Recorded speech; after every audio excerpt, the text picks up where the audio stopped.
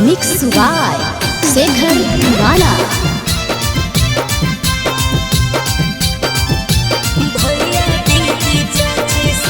भैया दीदी चाची सुना तनी बतिया हमार सीएम तेजस्वी जब बनत तबे बढ़त बिहार।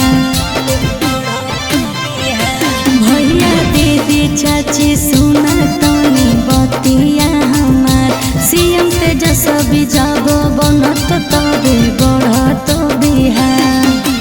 जात पात देखबो कि नोट पर बिकबो करला ना मन में विचार। नहीं बीजेपी नहीं नीतीश कुमार चाहे राजद सरकार। नहीं जन सुराज नहीं पलटू कुमार चाहे लालू सरकार।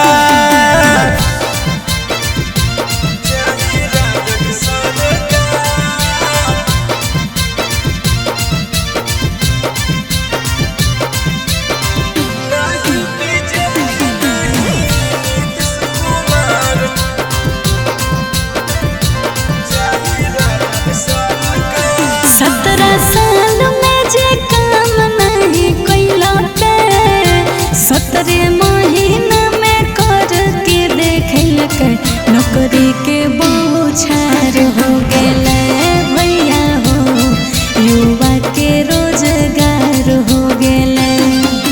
भैया तेजस्वी के ही हक खूबी कोई नहीं रहतो लाचार।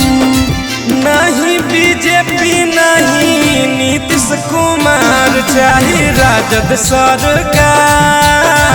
नहीं जन सुराज नहीं पलटू कुमार चाहे लालू सरकार।